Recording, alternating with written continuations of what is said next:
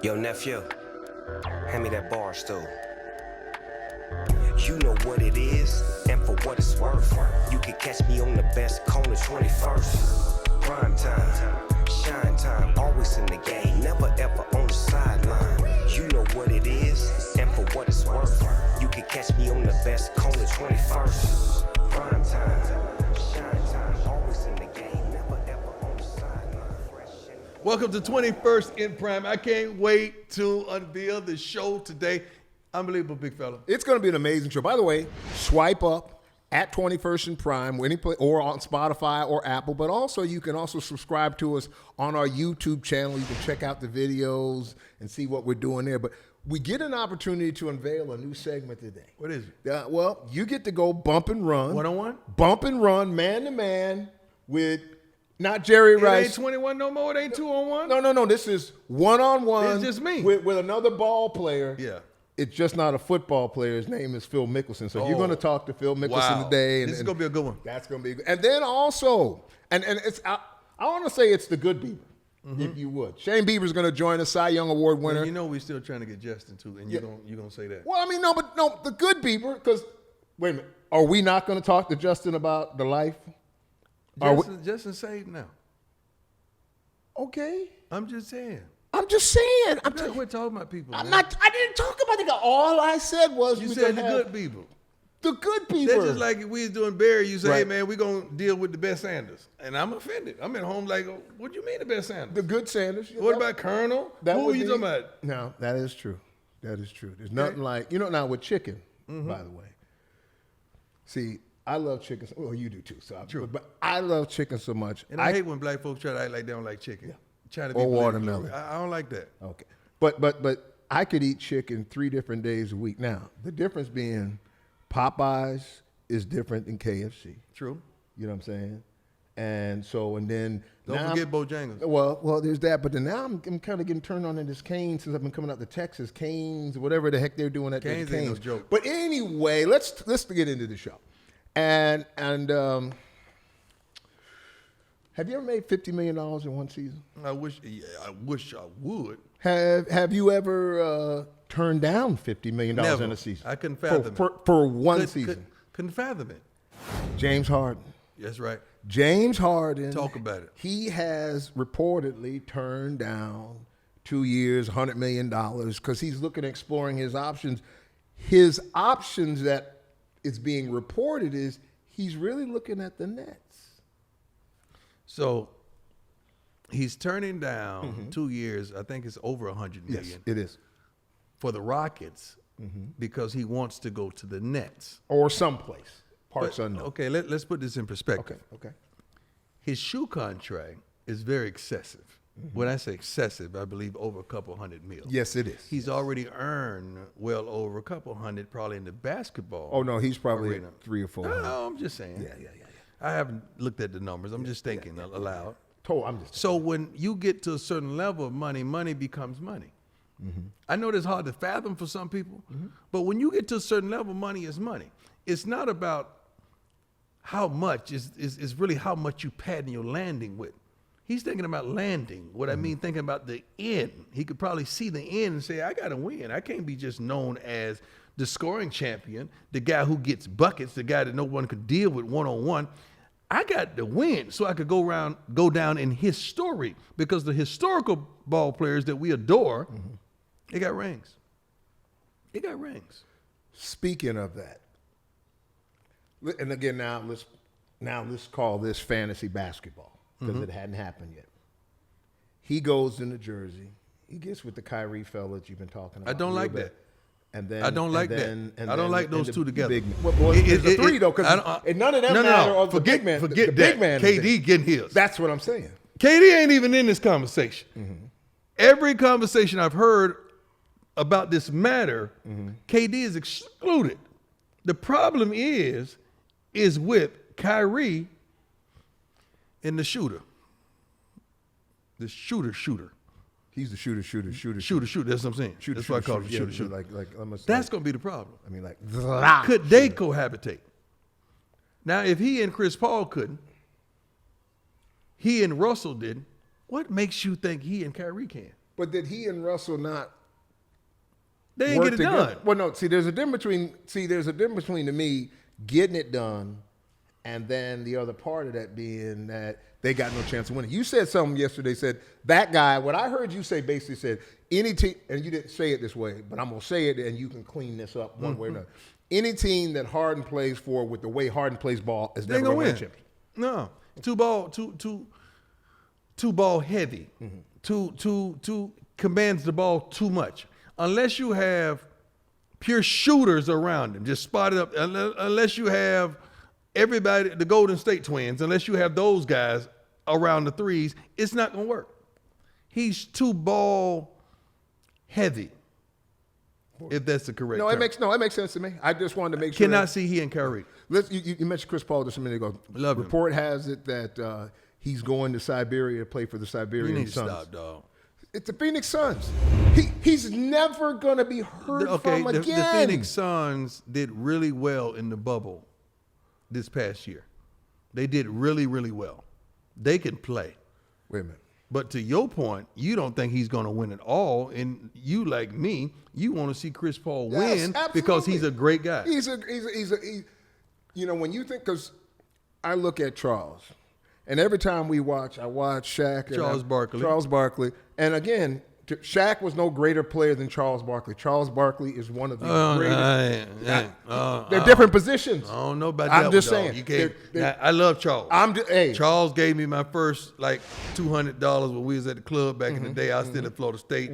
He was, I think he was playing for the Suns, and I was at the club kicking it with Charles, and I had to get back to curfew. Charles ain't want to take me, although he brought me.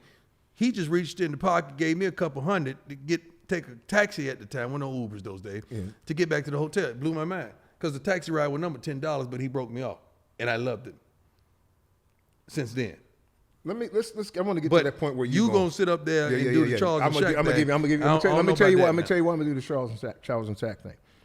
For this very reason, Charles Barkley is 6'4", 5'8", and 7 something. I ain't saying nothing about that. No. What I'm saying about that is this: Charles was a great player. No. Charles, he's one of the greatest. Charles was an amazing player. True. You put me okay. Let me help you this way. Shaq. Shaq was a freak of nature, but Charles was too. At 7 foot, if Charles was 7 foot, he'd have won him a ring. I know where this is coming from. I played. Go ahead. I played it. That's where this is coming from. No. I want to tell you. No, I played in one of your celebrity games. I thought you was going somewhere else. No. I played in one of your celebrity games where this one you had a bunch of NBA players in. It's one thing to play pickup with the guy, Andre, right? He pointed. The ball never came below the net.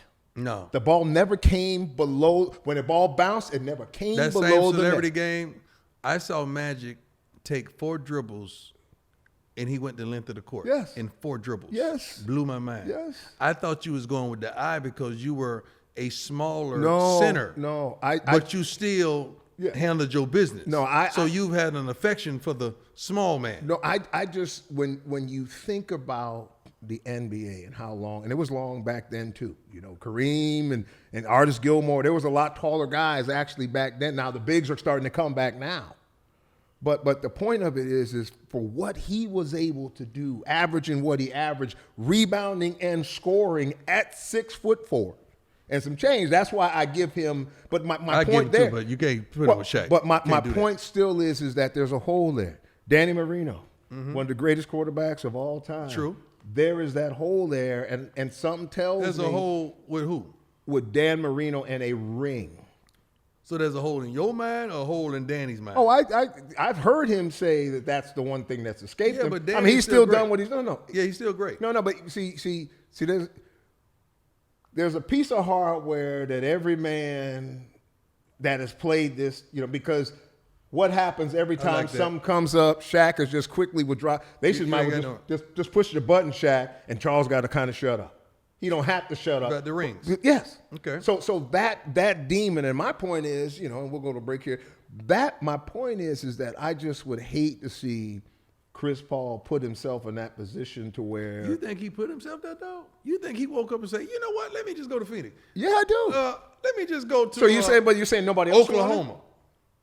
So Let you me saying just go to Houston. Are you saying nobody wanted CP3? These are the only places he can go. I'm not saying nobody wanted Not him. many? I'm saying at what he's making, it don't fit. Because you know what fits? Miami Heat fits. If you're talking pure basketball, wouldn't the Miami Heat There's fit a couple of pure teams. basketball? Wouldn't the Clippers- Lakers? the Clippers He fit. already been there, done that. But he hadn't done that with Kyrie, and he hadn't done that with George. It's two different teams. What you talking about, Kyrie? Kyrie where? I mean, he's not doing it with Kawhi. True. And also George. He would help make that team. But he's already been there. No, he hasn't been there with them. Yeah, but you've been there before. A lot of things. You want to go back to some of the things you left? Yeah. Well, We got time. but if the people you want to go want back to- to some things? Things? 'Cause I sure don't want to go back to some of the things I left. No. You really want to? No. Okay. That's what We I need to thought. go to a break now. Yeah, we Well, need tell a you break. what, by the way, we need a break on that. I saw. I you will thinking before we about go. it, too. Yeah, you brought back some bad memories. So let's bring up a good memory. Pepsi. It's a good Our one. friends at Pepsi. We are powered by our friends at Pepsi, and we love Pepsi. I mean, love Pepsi. So many different things. We better watch football and drink Pepsi. That's exactly right. That's exactly right. And get some of their brands that you can consume orally, but we're not talking about that because that costs you a little bit more. But anyway, we won't talk about that. But you know, the thing about Pepsi, what I like about it is that, you know, and particularly Pepsi as a company. I mean, you know, I want you to log on to madeforwatchingfootball.com, madeforwatchingfootball.com. Check out some of the great promotions. Over the years, you know, they promoted many of the halftime performances, a lot of stuff. You know, I can speak to classic from an NFL perspective. I remember, you know, the thing that really kind of set Pepsi aside for me is going back in the day was with your boss, your former boss, Jerry Jones. Yep, it's a great classic commercial. He brought Pepsi to the stage of the National Football League. Criticized for it too. Oh, criticized. Yeah, That was you being kind. He was a forerunner. Yeah. He was a forerunner. Yeah. Yeah. You know what I like about Pepsi too? One of my favorite commercials I did with Pepsi, one of the Super Bowls. I played it too. I ain't bragging, but it's real. See, I remember I was just I'm talking just saying, about bragging, it's real. but I was just talking about not being. The only Super Bowls I went to was because you were there, You're and a I good wasn't on friend, your team. But then. that's why you're here now. That is true. That go. is true. Wild E. Coyote commercial. You Okay. got to understand, you know, I was supposed to be like Bugs Bunny, Right. or the Road Runner. Road Runner, really. But to be iconic, to grow up on that and actually emulate that in a commercial, which is a Super Bowl commercial, was unbelievable, man. And I love it. For Pepsi to bless me like that, I love it. We got to go because you got you're gonna go bump and run. Yep. With Phil Mickelson here in just a minute, and also Shane Bieber, man. Looking forward to talking to him. Not Justin, but Now you just Shane. said, see there. Now you said I'm there was just some saying kind. not Justin, We got to go but to break. Shane. Because some people, they just heard Bieber. They I don't said pay Shane attention. Bieber, but yeah, you- but I ain't but want it them to come popped back up. thinking Justin Bieber. We gotta gonna go. be here. We gotta It's go. gonna We'll be talk. Shane. Now they mad. Oh. Coming up next, going bump and run with Deion Sanders and Phil Mickelson, lefty versus lefty. You're listening to 21st and Prime. Now sit back, relax, and enjoy the show. Dion, it's Phil. Can you hear me? How you doing? I'm doing good. How about yourself? My man. First of all, I'm excited to talk to you. I'm actually fanning out because usually when I talk to someone or interview someone, I have a commonality that I could share. You know, we both are pretty darn good at what we do, but this is something I cannot do. I cannot golf. I've tried. My mother, I bought her home on a golf course when I went pro, and I probably went there once. And I swing like I'm swinging a baseball bat, and that does not work. So I'm fanning out that you are the man. You've been in this almost 30 years, and you are still at the top of your game. I love what I do too, and I get excited every day to get up and play golf and try to get better. And golf has really given me something to consume my thoughts and to focus my energy in a positive way. Because if I didn't have the game of golf to motivate me at 50, I wouldn't be in as good a shape as I'm in. I wouldn't be as motivated to get in the gym because golf gives me that purpose. And if I can get in the gym and stay healthy and stay fit and swing a golf club and compete at a high level, like that motivates me, and that's what's fun for me and excites me every day. See, I talk to many people, and especially top athletes and top people in business. We got to have that thing that challenges us, that things that wake us up and keep us going. when I played, I had Jerry Rice, man. I had Michael Irvin. I had Chris Carter, Gold Jacket guys. Who is that person or what is that thing that keeps you going, that challenges you? So I think it's the desire to be great at something, and I'm very driven, and so I have to have something consume my thoughts. And although it's much of a self-motivation, for a long time, I think that Tiger Woods brought out the best in me, even though he's the greatest player of all time, and my record is nothing compared to his. He motivated me to continue to work hard and be better because I was trying to compete against him. And when I grew up as a kid in high school, I had a very good player from South Africa come to my high school named Manny Zerman, and we would practice together, and he pushed me at a young age. And in college, I had a guy, Per Ulrich Johansson, who was a Ryder Cup player. A few years later, he pushed me, and we practiced together. And you need that somebody to really kind of push you to bring your best out. And in golf, because it's such a individual sport, a lot of times you don't have that direct interaction and support and challenge. But I had it in high school and college, and then Tiger indirectly, because he was so great that he really pushed me to be my best to compete with him. That's a great answer, and you're really on the mental. I like that. You're thinking about the mind and something to consume your thoughts. You said that a couple of times, and that's fascinating to me. When you're at the top of your game, when I was there, when I was that guy, it was like I wasn't playing against Jerry or Mike, because I felt like if I'm on my game, it's nothing they could do. Like it's nothing they could do. And when you're golfing, I know you're competing and the score is everything, but are you playing against Tiger or are you competing within yourself? So golf is an individual sport, forces you to focus only on your game. So just like you're saying, when you were at your best, you knew that if you brought out your best game, it was going to dominate whoever you were playing. And it's that type of confidence that you have to have. So what it does is it allows you to focus only on what you're doing and not what your opponents are doing, because any type of sidetrack of your mental focus is going to lessen your performance. And so that ability that you had to focus only on your game, brought out your best, allowed you to be your best. And it's the same thing in golf.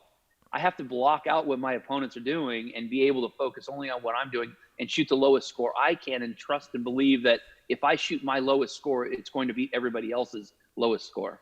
I'm sitting up here looking at the accolades, man. I mean, as a toddler, beginning golf as a toddler, winning 3 NCAA championships individual, turning pro at 22, 5 majors, 3 masters, 1 open, 1 PGA. Then here we go. The only major he hasn't won is the U.S. Open. What is going on with the U.S. Open? So I think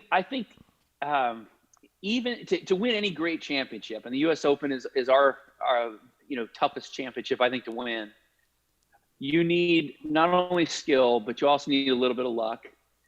And I have a couple of times where I've blown it, where I have double bogeyed the last hole at Winged Foot in 2006 and lost it. And I've had a couple of times where I've had a few bad breaks or unlucky things happen, either for me or for my opponent, and I ended up losing. It's like to win a championship, not only do you have to have the best team, you have to work together, you have to work hard, but you also need to have a little bit of luck to not have injuries, to have the timing of the schedule be right, to where everybody's playing at their best, things like that.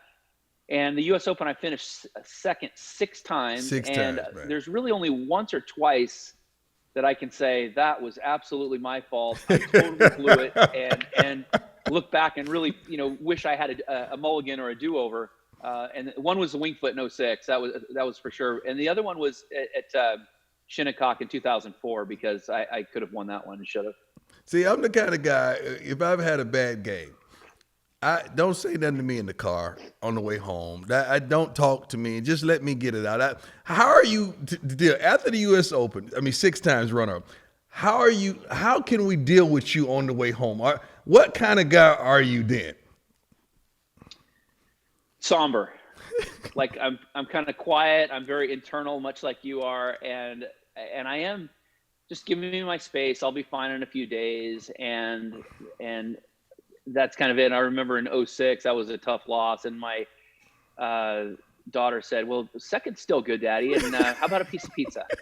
So it puts things in perspective. But I'll tell you the difference for me is I'm actually motivated by failure, right? So Wow. golf is a perfect sport for me because you fail such a large percentage of the time. Well, in 2013, I lost the U.S. Open at Marion, and I probably should have won that one too. So now I guess there's 3 that were kind of my fault. I should have won that one. And I remember sitting in the mountains. We went up to Montana and spent the following week there, and I was really down. For about 7 days, I was just Wow. quiet. I would go fishing and hang with the kids and stuff, but I was really down. And I remember saying, I am playing so good right now that to let this affect my future performances would be a huge mistake. And so I ended up started to hit balls that day. I went out and practiced that day. And I went to Scotland and played the Scottish Open and the British Open. I won them both. And the British Open was the greatest success of my career because it's a style of play, links golf, where you're on the ground in bad weather. It's a style of golf I never grew up playing and didn't know if I'd ever be great at it or ever win the British Open. And I had one of the toughest losses, that 2013 U.S. Open, and turned it into probably my greatest success in my career. And it was that hatred of failure and that motivation that was brought out in me by my failures that brought out my greatest victory too. See, I'm not a blame guy, man. I'm not a blame guy that said, you know what, if we got a pass rush, the quarterback wouldn't have had time to throw the ball, then the receiver wouldn't have got open.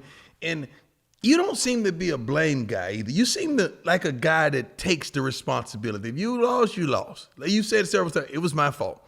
It was my fault. Is that the type of guy you are? Because a lot of golfers, they're looking at the caddy with a smirk. I don't know how important it is because I don't know the game of golf, but they're looking at the caddy like, so you going to give me that? That's what you think? So there's 2 things about that. As an individual sport, there's nobody else to blame but myself, right? So my success and failure is solely on me. And my success in relationships and long-term caddy and so forth is because I don't blame them. Like, they're people and they make mistakes, and I'm asking their opinion. Doesn't mean their opinions are always right, but I'm asking their opinion. Ultimately, I've got to make the final decision. And if I go with him or not, that's ultimately my decision. And so even if he's wrong, he's still a person. I'm wrong a lot of the times too. And so I just wanted his opinion, but I don't blame him if I made a mistake or if the club was wrong or what have you. It's ultimately my decision. What's the highs of highs? Give me your mountaintop when you know, hey, man, I'm that guy. I'm riding around town, baby. Everybody knows when I pull up to the golf course, they know I'm here. So I don't have that type of cool factor like you do. Okay. I'm a little bit more understated, but winning the Masters and then going back to Augusta as a past champion and being able to park in the past champion's locker room and go to the dinner that night is that as close as I get to that feeling as I'm driving down Magnolia Lane, like, yeah, I've won this thing. Yeah, you did. And what's funny is that this year's winner recently, Dustin Johnson, who's a guy, we've played a lot of practice rounds together the week before, and Tuesday of the Masters is the champions dinner, and we usually play a practice round on Tuesdays. And so I'll say to him, like, my smack talk is not as direct as yours, right? Mine's a little more subtle. So I'll say to Dustin, hey, what do you have going on tonight? As a subtle way of saying, you're not in the championship. So what are you doing? I love that, though. When he won, I'm flying back. I get a text. I've got plans Tuesday nights. I'll see you at the dinner. Just kind of letting me know that he's in the club, and that's kind of that's as close as I get to that feeling. But it has to be that one match, one Masters or whatever, and you going down the final hole, and you just need a putt to win it, or whatever they call it, because I don't even know the terminology well. But you're going to get it. It has to be the kind of walk, the kind of swagger, the kind of, that I'm about to get that green jacket, right? I'm about to get that thing. It has to have been that type of moment for you at least once. So there has been. Now, when I first won the Masters in 2004, I was tied for the lead playing the last hole. I had to birdie it to win. So when you're in the moment, you're not aware of that feeling. You're confident in what you're going to do. but you're not aware of your surroundings. You're so in the moment that you can't take that in. And so when I finally made that putt to win, I leaped for joy and I was excited, and everything kind of let go, and I was able to take in the moment. But when I won a couple years later, I had a 3-shot lead playing the last hole, and I knew that I was going to win. Yeah. I was the last group out there. I had the thing won, and I was able to look around and take in that moment, that walk up that 18th green with the fans cheering, knowing that I've won another Masters. Yeah. That was the coolest experience because I enjoyed every second of it, and I kind of let myself go into the moment and lose my focus because I was able to. See, when you took me right there, I saw the picture. I saw you walking like George Jefferson up to the final hole. You know, I know the family. I don't have those moves. I don't have those moves. But it was a More swagger. kind of a lumber. Yeah, it was a little swag. It was a little something. Let's talk about the Capital One match, man. Champions for Change. Phil Mickelson, Charles Barkley, Steph Curry, and Peyton Manning on TNT, Friday, November the 27th at 3 p.m. Eastern. That's why we're here. You know why? Because you're our guy. Can you explain what's going on in this match? So I am not I'm not knowledgeable. I'm not qualified to talk about race, okay? Because as a white male, I'll never be able to fully empathize and understand the challenges that Black America goes through. Okay. But I want to be part of the solution. So part of that is getting educated and learning about the history of it. And part of it, but what I can speak of and what I can empathize with is opportunities.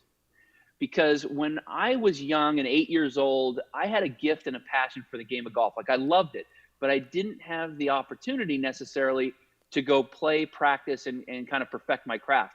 So I went down to the local municipal course, and there was a head pro there, Rick Thompson, that took a chance on me and gave me an opportunity. And to take that liability on of hiring an 8-year-old, so I went and picked the driving range so I could have playing privileges. So for 4 or 5 years, well, all the way through high school, I ended up picking the driving range to have playing and practice privileges at the golf course. But that gentleman took a chance on me and gave me an opportunity. And had he not, I would never have been able to play golf at the level that I would have wanted and perfect my craft and play golf for a living. So what I see is greatness in everybody. And sometimes you just need a chance. You just need an opportunity. And what I'm excited about Jackson State University is that it gives a lot of people an opportunity that wouldn't otherwise get it. And so as we create this match, Champions for Change, we use golf as a way to create change, create awareness and education, but also raise money to create opportunities for those that need it. And that's what I'm so appreciative of, because like all sports, golf was exclusionary. And we've really made an effort the last couple of decades to be inclusive of everyone and give everyone an opportunity.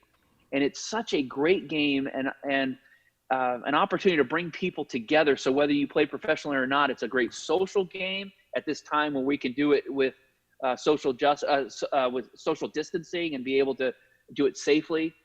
It's also a way for business people to create relationships. And so I want to expose this game to many people because it will help them in their life in business and relationships. But right now we're using the game of golf to create opportunities for those that really need a break, that need a chance. And that's why I'm so proud to be a part of this match. That is a heck of, we're going to package that. That's the best public service announcement I think we've ever had at Jackson State. That is unbelievable.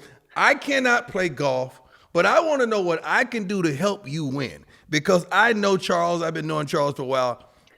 We can talk to Charles, Steph, Peyton. They're not used to the trash talk. They're not used. I will handle that for you. You don't have to say, just continue to be who you are. I got that. I'm coming on live, I believe, to talk about Jackson State and who we are, how we are, where we are, and what we desire, and how we can level the playing field. And I know you said, well, I don't know anything about the black culture and anything. Let me tell you something. You're going to have more black folks voting for you and picking you and soliciting you and happy for you and supporting you than you've ever had before when this match takes place, because this is for a wonderful cause. Trust me, we're going to be riding for you, my man. Well, I really appreciate your support. And the reason why I have Charles as my partner is because he is so good at smack talk and getting his opponent out of their element. And if you can add to that and get Peyton and Steph out of their element, Steph is a very good golfer and Peyton is too. And Peyton never does things outside of his skill set. Like That's right. He doesn't try to do too much. And that's what makes him great. He does the same thing in golf. But I need him to try to do more than he can handle in this match. And that will allow Charles and I to win and come out on top. But what about Charles's golf? He's like, how do you compensate for that? I'm not a golfer, but I do think I could get Charles. I think I could beat Charles. So probably. And the thing is that, first of all, when I first played golf with Charles back in the 90s when he was playing for the Suns, he was good. He shot in the 70s, and I've he never didn't heard have that. a hitch in his swing. I've never heard that statement. He was good. I've never heard that. Something happened. Yep. And he developed a little bit of a hitch. And obviously it's like they call it paralysis by analysis. Like he has so much stuff going on in his head, and it's not a sport that he feels comfortable with. And so as he tries to process all that information, like when you're on a football field and you're reading what the offense is doing and you're processing where the quarterback's looking and who's in motion, if you have man-to-man or zone defense, what kind of plays they're running, what percentage they'll run a play action on 3rd and 7 or whatever. Okay, you're processing all this, you're comfortable with it, and it is very intuitive for you. And same thing for Charles in basketball. He's processing the defense and how he's going to go about attacking it and so forth. But in golf, he's processing all this shit and he doesn't know what to do with it. and so he freezes. So what I want to do is clear his mind. Please. He's an athlete. He is an athlete. He can do this, but he's just got to clear his mind. And we're going to let him play from the what we call the Charles tees. Now, a lot of people refer to him as the ladies tees. I call them the Chuck tees. So he can play from those and have a little bit of an advantage. And that's a little closer proximity for everyone that don't know golf. That's moving up to make it easier, right? Exactly. Hey, I appreciate you. I love the way you broke down that 3rd and 7 and all that. That means you know the game. You not only know your game, you know my game, and you know many things. That's why you've been on top for so many darn years, man. I have loved watching you play. I've loved watching you impact so many people after you've stopped playing. And the way football has given you a quality of life and a purpose, golf has done this for me. And I love the way you reach out to directly help those in need and give opportunities to those people around you. And you're a great role model to look up to. I'm happy to be a part of supporting you and everyone at Jackson State. And I'm happy to have golf help support that as well. Well, on behalf of Jackson State, we love you, we admire you, we respect the heck out you. You're a champion, and your reputation preceded you before this interview, but you have even taken it up another level. You're a good dude, man. You really are, and everyone says that about you that have ever come in close proximity. I appreciate you. I take that back. I've been, not the statement. I've been on the golf course a few times. But I fish on golf courses. I got to tell you that, because golf courses have some great fishing because it's unfished. They do. So if you see a brother on the back hole at the Masters, it's me. All right, don't be alarmed. We good. You're good, but I'm just fishing. All right. Perfect. They have huge bass there. Huge bass. It's unfished. You don't want to eat them though because it's contaminated, but it's great fishing. Hey, man, God bless you. Tell the family I appreciate you. I love them. I can't wait to meet them one day. You're a good dude, man. And if I ever start playing, I want a golf lesson from you because I'm a lefty, too. I'm a lefty. Deal. Yeah. Deal. I'll be happy to do it. I appreciate you, man. God bless.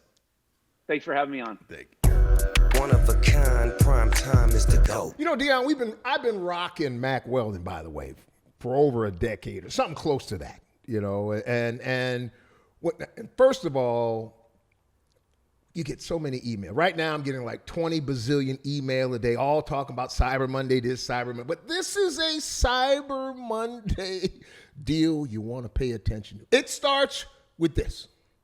How about 20% off? That's right. When you purchase from Mack Weldon, we want you to log on to MackWeldon.com, and we have a special offer code that is PRIME. You not only get 20% off your first order, plus if you spend $75 or more, they're going to send you a free silver mask. Doesn't get any better than that. Let's talk about some of the things that Mack Weldon has. They've got socks, shirts, hoodies, underwear. I don't know if they call them long johns anymore, but they do the two-part, matching top fabric off the chain. You gotta check out the fabric. It's this beautiful stretch. It doesn't ever shrink fabric, but they've got a lot of incredible things there. And think about this: you get Weldon Blue, totally free loyalty program. Level 1 gets you a free shipping for life. And then the other side, at level 2, by spending $200, you get 20% off. Don't get any better than that. So what I want you to do is real simple. Follow these instructions. To score big on Cyber Monday, here's what you want to do. You're going to, number one, get a 20% discount. But we want you to log on to MackWeldon.com/prime. That's MackWeldon.com/prime. Get that 75. If you spend more than $75, get a special deal. Get that funky, and I mean funky as in cool, as in fly. Get that mask. Like I said, I've been rocking Mack Weldon for a long time, and I'm telling you right now, it's the best thing. So don't worry about all that stuff that's coming in your email. Don't worry about that. Just look for the Mack Weldon Cyber Special. 20% off. Up next, Cy Young Award winner, Shane Bieber, right here on 21st and Prime. Barstool Sports, baby. How we doing, guys? There you go. Can I get a little bit of the cream? Y'all got it all twisted. Let me see, too. I'm excited, man. I got a Cy Young. I got a Cy Young. I'm not talking about a Cy Old. I got a Cy Young. Wow. Let's go. Okay, let's cut through the chase. Let's get right to it. All right. How many pitches would it take for you to strike me out? Oh, man. I think this year I found it advantageous to get to 3-2. So I'm going to call it 6 pitches. We're going to have to take our time. I would have said 4. I would have said 4. We're going to – yeah. But, I'm not going to leave something center cut for you. I'm going to have to work my way around the edges. 4 pitches. I think you could have got me in 4 pitches because I was sitting dead red. I'm sitting dead red, all right? Yeah, I'm throwing the hook. Yeah, that's it. I'm saying it probably was 4. So you're going to chase them up. Yeah. Well, I mean, it's hard, as I look at your career, young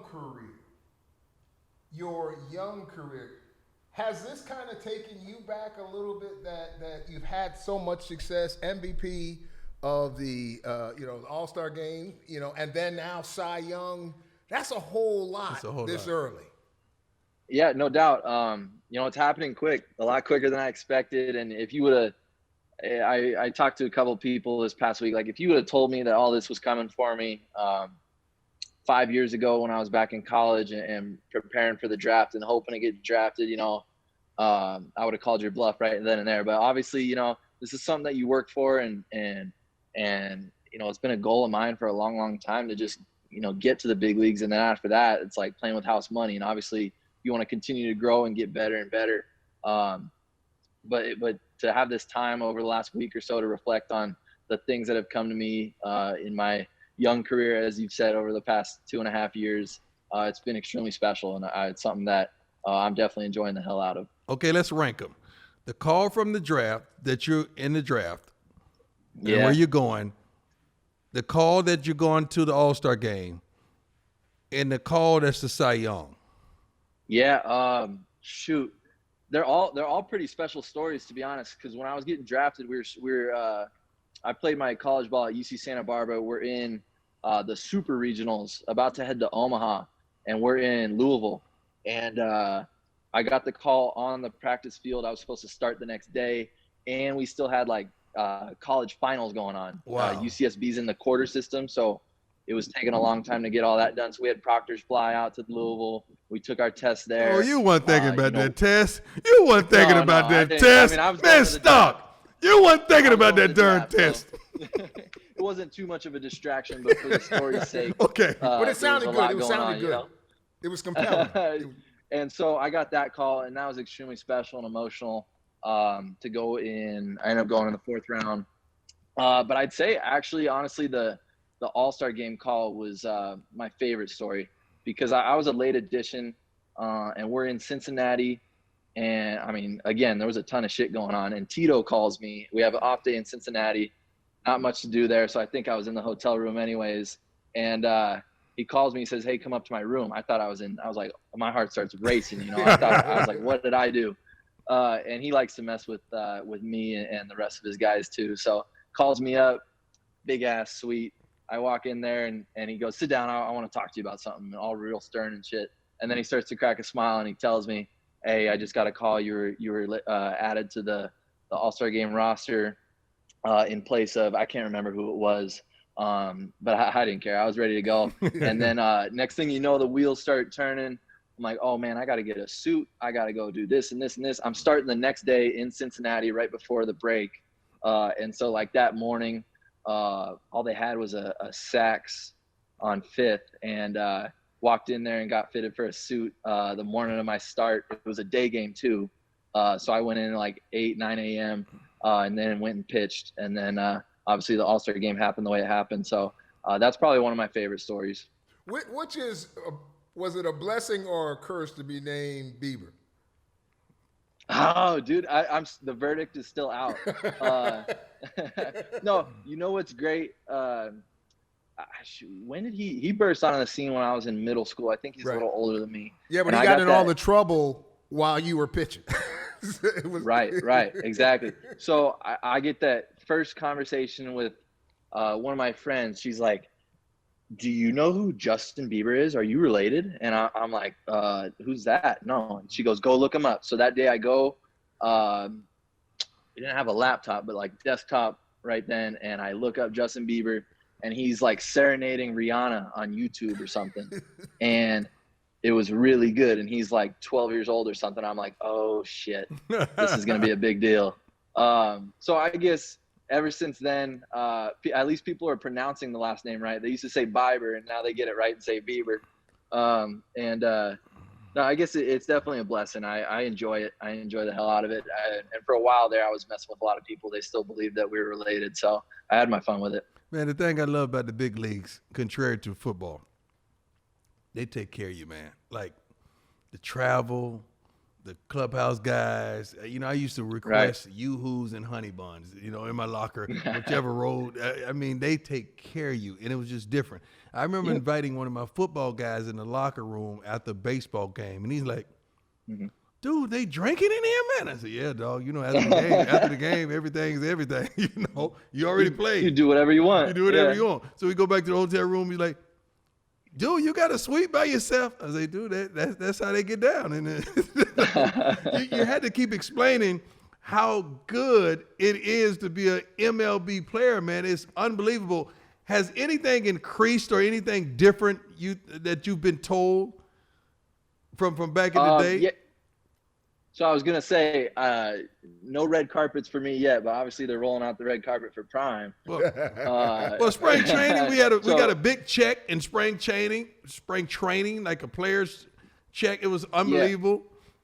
Yeah, so it's been incredible. There's obviously a lot of positives and pros that come with it. Obviously, this year was different. Like, you couldn't do any of that stuff. We couldn't stay after the game and drink a couple cold ones with the buddies after a W or anything like that, because all the protocols and all of that. But generally, it's a special thing, and it's something that I know I'm enjoying the hell out of, and hopefully it can last a long time, you know? Speaking of enjoying the hell out of, give me some of the guys, and maybe you can't because you're still playing against them, that, you know, you walked into the locker room, and I'm going to say a Pujols or somebody goes, "That's Albert Pujols right there. He's right next to dude, it happened. Yeah. I ain't afraid to say it. Like, pitching in our division, like Miguel Cabrera, on the Detroit Tigers. Like, there's, you know, currently playing Hall of Famers all around the league. Albert Pujols, just being able to throw against these guys. Obviously, when you're on the mound and you're pitching, you're locked in, and you're not gonna, you know, have that moment. But you're going out there and trying to strike them out. But maybe after the game or before the game when you see their name on the lineup card. There's been times throughout my short career that I've looked at it and reflected and been like, damn, like these are the guys that, you know, I was watching growing up. So it's fun. It's fun to be able to recognize that maybe before it happens and to just enjoy that moment whenever it comes. You enjoyed are you the joker on the team or just one of the guys, or what's your personality on the team? I'd say I'm one of those guys that, I joke around quite a bit, but I'll bring it's more about like bringing that positive energy every day. Like that's something that I try and do because in a 162 game season, man, that's a long ass season. Time. And speaking of, I always joke around like I got a gripe with whoever came up with 162 because I mean, if we want the longest season ever, what's the second longest? NBA at like 81, 82. Right, 81. We didn't have to go a full double, but no, I think the most important thing to me is bringing that positive energy each and every day, and guys feed off that because a lot of times, you know, in those dog days of August, September, stuff gets old, man. And so if you can find some little way to you know, keep that energy, keep that positivity flowing going into that game at night, I think that can lead teams a long way. And so that's why I try and be. Because I played with some characters, man. You know, the whole Braves staff with Maddox and Smokesy and Glavine and Avery. Then I think about Jose Rio had to be one of the funniest guys I've ever played with in Cincinnati. And it's so many other guys. But I can remember we joked so much in Atlanta, and we were winning. You can only joke like that when you're winning. They hit a home run. Somebody hit a bomb off Avery, and Avery's my guy. He's my guy. Uh-huh. So after the game, I brought a baseball up where I put ketchup all on the side of it. I say, I'm sorry, but your home run ball, the guy hit, that bomb, it hit a guy in the head and bloodied him. He just wanted to know if you could sign it. He hit a kid. He wouldn't know if you'd sign it? He wanted to know if you would sign it, boy, that bomb he hit off you. And he'll just get it and throw it. But they could take the joke, man. We joke like that all the time, man. Yeah, especially when you're a good team like that. You know, you can take those hits and just roll with them. I'd say the guy that does, like, I guess would be that type of character the most would be Carlos Carrasco, Cookie. Yeah. He's the man, dude. And it's truly, you know, I've been with this team or up in the big leagues for 2.5, 3 years. It's truly remarkable how a guy can be so funny and charming in multiple languages. And he truly, you know, dude, like, everybody loves him no matter what. And he's always making everybody laugh, whether it's in English or Spanish. And he's another one of those guys that brings that, like, you know, positive energy every day. That was Lenny Harris. That was Lenny Harris for me.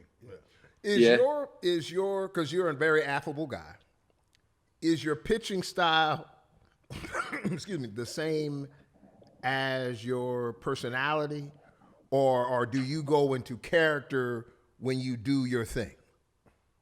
So I'd say over the last couple of years, it's pretty similar to my personality. Because back in college, like, you know, I'm still trying to find my way and figure out how to, you know, be the best version of me type thing.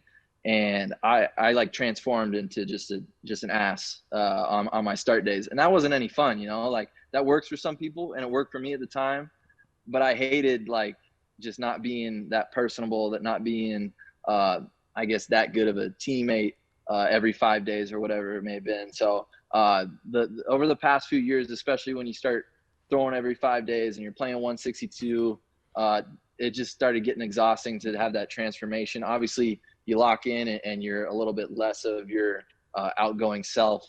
But I'm not as it's not as drastic of a change as it used to be for me in college. So I try and, you know, stay even keeled no matter what. Okay, this is the $1 million question because we're coming on down the home stretch. Yes, sir. What kind of vehicle do you drive?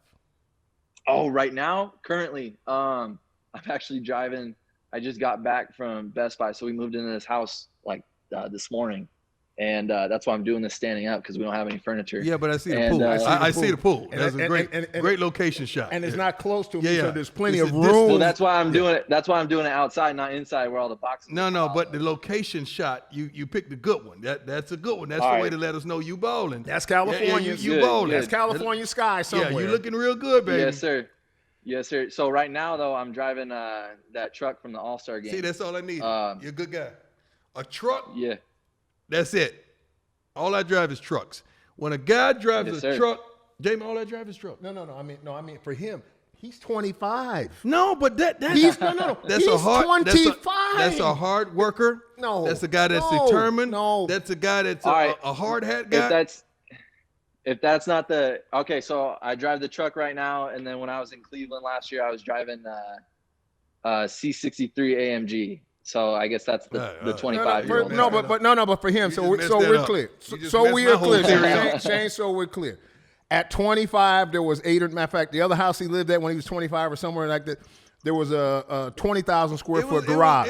You could park a bus in the garage. It was 8 or 9 shoes in the driveway. Don't listen to him. So the Bugatti, the pickup, get your I'm get your coming Chevy from Silverado. the hood. I'm black. I saw all this stuff on TV that I wanted. He's different. He's from California. And what that mean? Different kinds of rides. Yeah, I'm pretty sure he had a garage at the crib when he grew up. We didn't have a garage. It was outside. All right. I ain't never seen no garage when I grew up. So you had a 20,000. How big was the garage? It was comfortable. He could park a bus in it. And make sure you do this because you had nice stuff. Put carpet in your garage, indoor, outdoor carpet. It takes away the dust. Ooh. It's beautiful. Keeps it clean. All right. Keeps a whole new scene. Indoor, outdoor carpet, very cheap too. But it gives the garage a whole new look. But the second Cy Young gets you the 20,000 square foot garage in Cali. See, everybody, you can't. Cali's expensive. Cali's so expensive. You're going to need that second one, bro. You don't want to do that to do that in Cali. You don't want to buy in Cali. You want to buy in Cali, but buy small. I'm actually in Arizona. Finally made the move out to Arizona. That's a good man. That's a good dude right there. Yeah. That's a good dude. Trying to make the right moves, That's the right move. Eventually we'll land back in California. But for now, I mean, we're like 25 minutes from spring training. Everything we need right out here. That's why you got all the land. That's why that pool is way back there in that shot because you got land. Yeah. California, you're not doing that. You spit, you on a neighbor. I promise you. You're a good man. You spit, you on a neighbor in California. You're doing the right thing, man. You're doing the right thing. I appreciate it. Hey, appreciate you, man. Proud of you. Hey, thanks so much for having me. This was awesome. This was an honor. It's Best of luck to you. man. Absolutely, man. Continued success. Thank you, my man. He's all right, guys. Take care. Be well. He's the best truck. keeper. He grabs the No, he's truck. going to get rid of all that stuff, man. Go ahead, man. We'll catch up to you later, bro. Deuces. He's the truck guy. No. Always in the game, never ever on the sideline. Welcome back, 21st and Prime. Boy, amazing conversation, I love the Bieber kid. I love him just, too. Just Good the kid. energy. Drives a truck. Yeah. Says a lot. And you and Phil, we got to do that a little bit more. Bump and run. You and Phil. I feel like I'm cheating on you though when I'm by myself. No. Because again, going back to kind of what we were talking about earlier in the show, there's some places I can't go. What if friends really understood that statement that you just made? I don't know. See, you can't take everybody everywhere. Yeah. I can't. You talking about Phil and Tiger. And I do have a question though. Okay. Golf, baseball, African Americans don't seem to go together. Let's talk about why. Why? Okay, let's get down with golf. Okay. Golf ain't in our neighborhoods. That's for one. Golf is very, very expensive. Yes. The equipment. I did own a pair of golf clubs. I got some Mizunos. They were given. Use a 4-iron, a 3-iron. They were given to me. Okay. But how much are the shoes? Shoes, a good pair of shoes. I mean, the way they're doing now, a good pair of shoes, you can get a good pair of shoes for about $60. How much are the clubs? Oh, that's a whole other game. Then how much is it to even go to a golf course? Your green fees are going to cost you a decent. Well, they got public tracks. You could maybe get it on for $75. But then 50, who 75. is going to teach you? Okay, there's the lessons there. Yeah, so we thinking about all that stuff in the African American climate, right. And it prices us out because it ain't cool. Right. Slow down. You just ran by something now. What do you mean it's not cool? Because I want you to slow down. Okay, they prices us out. Right. No, we can't afford it. Can't afford that piece. But the not cool piece is what I find okay. interesting. That's why I'm gonna get to. I'm gonna set this thing up right. Okay. Okay. Basketball is cool. It's indoors. You got cheerleaders. Football is cool. Football is a tough, aggressive sport. You got cheerleaders. It's the only sport. Go ahead. Okay. Track, you in a little top, you in some shorts, you get to show what you're working with, show what you got, you got people screaming and it's all about speed. And it's not cool when you get to the longer distances, but it's cool with the sprints. because it's starting. You can see the end from the finish, which is a statement in itself. That is interesting. But when you talk about who's coming to watch you play baseball, see, that was my problem as a shorty. Oh, they came to see me hoop. Right. They came to see me play football. Nobody came to see me play baseball because it wasn't cool. We had no cheerleaders. How was you going to wow the girls in a sport like baseball? It was too slow. Even if they pulled up and sat in the car and watched it, they was going to leave by the fourth because they don't really understand the complexity of the game. So socially, in other words, because it moves too slow for our people. And consequently, nowadays, you have, just say Little League Baseball. Everybody can play that. But that's not where the best players are playing. So now the next progression is select baseball. Do you understand select baseball costs at least $2,000? Like 1,000. At least $2,000 to be on a select baseball team. Is that where you get the teaching and the training at the select Not league? even that. You do, but you don't. Okay. It depends on the organization that you're with. And the coaches are being compensated. You got a select baseball team. They're only going to take probably about 12 players. So you go 12 times, that's 24,000. That coach is pretty much getting, you're going to get a uniform, a pair of pants, 2 jerseys, and you're going to get several tournaments. Then they're going to hit you up again when it's tournament time because you got to chip in for tournaments. Now, it ain't like Little League when we played where you hit and left your bat there and the whole team used one bat. Oh, no. You got a bat bag. You got your own bat. Now it's $400. So you got how many Your bats? bat. The You bat got a is couple of them. Your bat, your one bat is about $400 now. 400 what? Dollars. Pesos? You mean U.S. dollars? Si, senor. Yes, at least 400. It just keeps going and going, and it's astronomical, and it prices out. So in the MLB, and I had this talk with Major League Baseball, it's not that you're getting the best players nowadays. You're getting the players that could afford it to continue the dream. And then the guys in the island who that was their only. That's all they did. That's their only dream. But you know what Major League did? They go over there and they build baseball schools. Right. All they do is play 24 hours a day. They play ball, go to school a little bit, but they play baseball and they grab them and put them in those different schools. That's all they do. Let's talk about our friends at Georgia Boot, and then we're going to have the word of the day. We're going to close this thing out. You know, Georgia Boot has been around for over 80 years. And what I like about it, and, you know, I mean, they just changed the game. I mean, there's no other way of saying it, whether it be you're talking about. The pair you had on last week was awesome. Man. Like, they look really comfortable. They were so comfortable, man. I had the loafers on. They got different types of loafers, but I had the loafers on, very comfortable. And, you know, again, it's Georgia Boot we're talking about, but they've changed the game because they have fashion. You know, the boots that we have, you know, from the standpoint of, you know, you out there on the tractor or whatever you're supposed to be, or at least fishing boot. True. The boot, this leather is soft. You could basically clean those jokers off. You could wear them at church. Just the truth of the matter. I'm talking about the boot. You know, and when you start looking at the but church, you don't dress up no more. So you. Well, that's true too. Yeah. Yeah, you don't. Church ain't like that. You know, church used to be fashion. It did. Now, you know, come as you just are. kind of come as you are. And think about this. You know, they've got the waterproof boot. They've got steel toe. They've got soft toe, I need square some of toe. those steel toes when I go to Jackson to coach. No, whoa, I'm just saying whoa, steel cut. toe. Cut. You can't be talking about putting your foot up I'm nobody's. not. I'm talking about when I'm cutting the grass on the field. Like, I'm going to do a lot of things to contribute to our dream. Back to Georgia Boot, please. Georgia Boot. Log on to GeorgiaBoot.com. Put in the offer code PRIME. I'm going to definitely put in the offer code, right? You said put in the offer code. No, right. Is that the offer code is the scholarship? Here's PRIME. Yeah. Now they got it all confused. You get 21% off. 21%. That's 21% discount. Again, log on to GeorgiaBoot.com. Use the special offer code what? 21%. It's called Prime. Yeah, Prime. And then you get 21% off because we're going to break an ankle off in you. No, we ain't saying we ain't going to do that. Okay, that's GeorgiaBoot.com. We love kids. Let's talk about the word of the day. This one got me, man. I just, you know, I mean, you got some great material. I don't mean it in a bad way. I mean, talk about real quick while I'm getting to this. Exegete. How you come up with when I wake up, first thought that comes to my mind. First thought that God puts on my mind. It's not like I go on the internet. I just grab the phone and the first thought, I just run with it and I develop it. Then I send it to a couple hundred people. You know, I've been doing this for over 20 years. I'm one of them. I got to talk to you about and that. And then too. after that, they take it now. Now Barstool's doing a wonderful job of taking it and giving it to the masses. Okay, I got it. Before I get into this, I do have a question.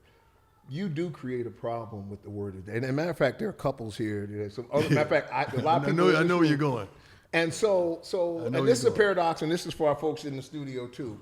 So when you get the word of the day, so I share the word of the day with my gal. Okay. And sometimes I do, sometimes I don't. You know. And so when something comes in, they don't understand the word of the day is coming from you, even though they know it's coming from you because you got truth down at the bottom. Right. But it's like, okay, Joker, what you trying to say? What you trying to say? You know what I mean? So I can't, you know. So they thought it was for them. No, I just know. They thought from you taking a shot at them. Correct. But that happens all the time because all the time. I get the word of the day 5 days because you just. Right, I'm off on weekends. Off on weekends. Yeah. Okay. You on. No, you so and God. You gotta get with God. You gotta get with Jesus. I do a You gotta get with Jesus on the weekend. Yeah, I'm just saying that is problematic. But anyway, let's get to it. Unemployment numbers are absurd. Am I lying? They are. The unemployment numbers are crazy, but everybody hiring. And mostly because, as you say, a lot of folks are hiring, but unemployment numbers are still crazy because we want to work where we want to work. Yeah. Keep going. Don't go to because of the pandemic being part of the reason unemployment all across the country. But here's where it is. Here comes to me. Are you working on you at least? Are you working on you at least? Are you working on you at least? Are you working on you? That's right. Least? Okay, see, all this time that we're having, that we say we don't have a job, what are we doing? I don't know. So if you ain't doing nothing, you got to at least work on you.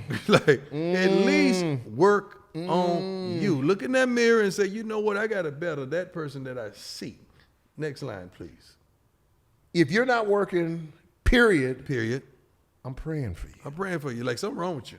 Because now, the thing about this pandemic, it has created a lot of entrepreneurs. A lot of people have sat back and say, you know what? I can't just sit back and do nothing. I got to get going.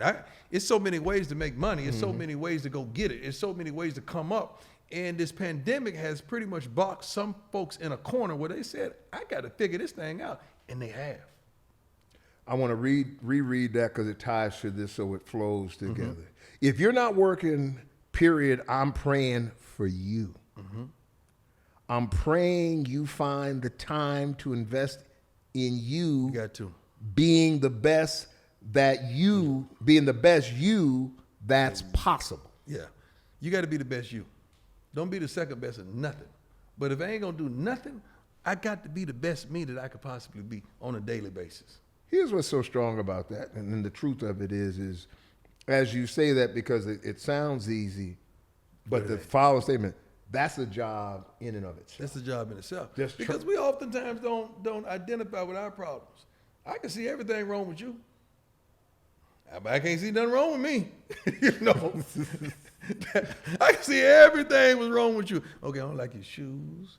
I don't like your pants. I ain't even looked at me. You know, and different kind of blues that don't even make sense. You know, but we are so quick to judge and not look at the word we had last week. It's you. It's you. It's you. Yeah. I passed Not on that issue. one from It's there. you. That was a pretty good one too, Yeah. but I had this one right here. And I'm finishing off with this. We all need to work on ourselves so that we can work with others. How we gonna work with somebody and we don't even work on ourselves? How we gonna love that neighbor when I don't love that self? How am I gonna possibly have the energy to love you when I can't even love what I see in the mirror? It's real talk. That's going to do it for this edition of 21st and Prime. We want to thank, I was going to say Dustin Bieber, Shane Bieber. That's right. Cy Young Award winner. Love that kid. And then the great one, Phil Mickelson. Fascinating conversation. JSU. Hey, one thing about it, I told Phil, you gonna have so many black folks rooting for him. He's never had so many. He's never had an audience like he's about to pick up. Yeah. He has blessed us at Jackson State. Phil, your family, your friends, your loved one, your business associates, we appreciate you. I can't really tell you what he's done and how much he's done, but when I tell you he has blessed Jackson State, you guys better follow Phil Mickelson right now and just pray for him, because the better he does, the more we get. That's going to do it for this edition of 21st and Prime. Remember, swipe up, get you some gear. By the way, that's not a 71, it's a 21. I'm just kind of stretching it out a little bit. Also, where you pick up your podcasts, Spotify, Apple, check them out. Also on YouTube. Mr. Sanders. God bless y'all. We're out.